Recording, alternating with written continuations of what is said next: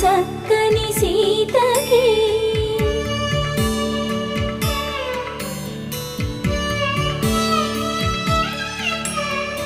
ఎర్ర జాబిలి చేయి రాముడేడని అడుగుతుంటే